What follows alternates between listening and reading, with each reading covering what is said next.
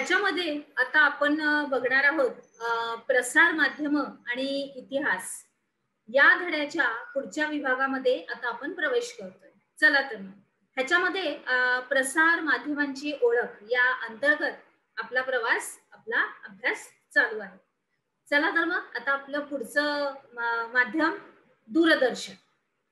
दूरदर्शन 15 September 1959 रोजी भारताचे पहिले राष्ट्रपती डॉक्टर राजेंद्र प्रसाद यांनी दिल्ली दूरदर्शन केंद्र याचं उद्घाटन केलं.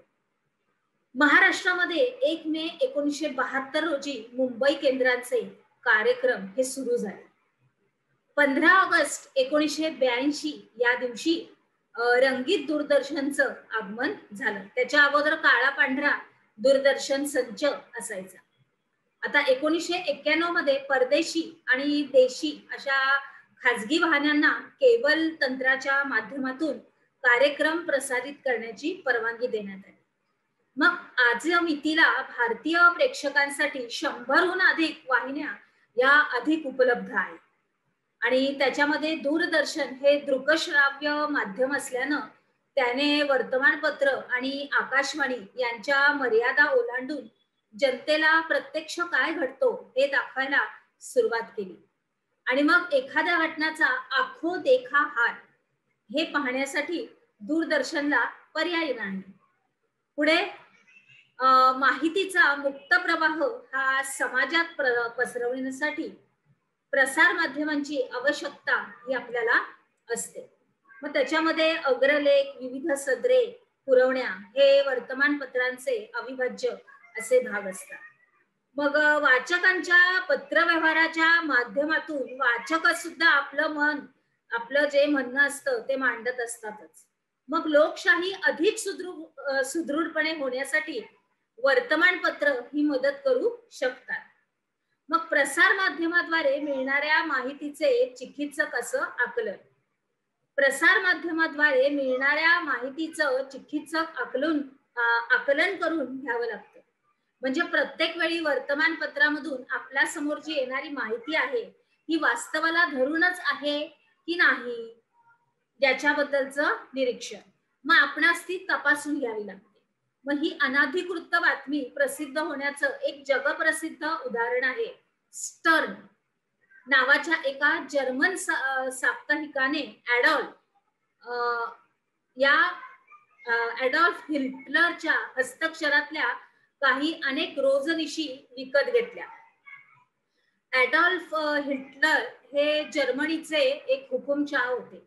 तर त्यांची जी रोजनिशी होती, आपलं दैनंदिन जे रोजनिशी आपण लिहितो, तर त्यांनी ह्या स्टर्न नावाच्या जर्मन साप्ताहिकानं ते विकत घेतलं होतं. म्हणजे आपल्याजवळ ते आपल्याला प्रकाशित करण्यासाठी आणि त्या इतर प्रकाशक असं कंपन्यांना त्यांनी विकलं.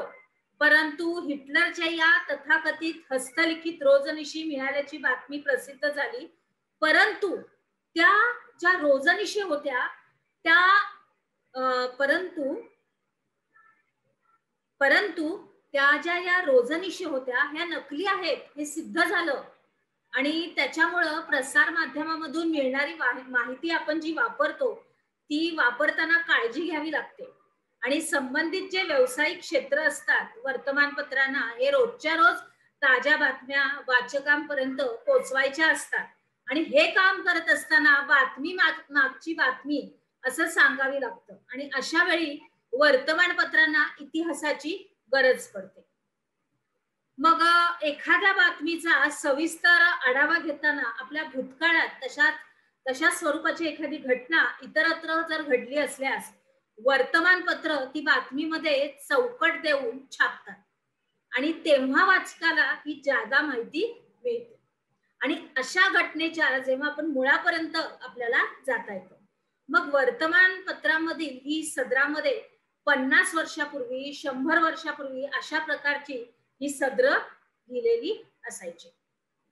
तर आता ही इतिहासाची साधनं आणि संपूर्णपणे इतिहासावरच आधारित असतात. आणि या प्रकारच्या सदरामधून आपल्याला भूतकाळातल्या आर्थिक, सामाजिक, राजकीय आणि ऐतिहासिक अशा घटना सगळ्या समजतात. भूतकाळाच्या या पार्श्वभूमीवर वर्तमान कळण्यास आपल्याला मदत होते. आता इथे एक छोटासा आलेख दिलेला आहे, तो तुम्ही बघा. इतिहासाचा तुम्हाला एक छोटासा आलेख दिलेला आहे, तो तुम्ही बघा. आता आपण काय शिकलो? टिपा लिहा. दूरदर्शन आणि प्रसार माध्यमांची आवश्यकता. पुढीलपैकी चुकीची जोडी ही ओळखून तुम्ही लिहायची आहे. प्रभाकर आचार्य प्रकयात्रे, दर्पण बाळशास्त्री जांभेकर, दीनबंधू कृष्णराव भालेकर आणि केसरी बाळ गंगाधर टिळक. चला तर आता आपण आपल्या पुढील विभागामध्ये प्रवेश करूया.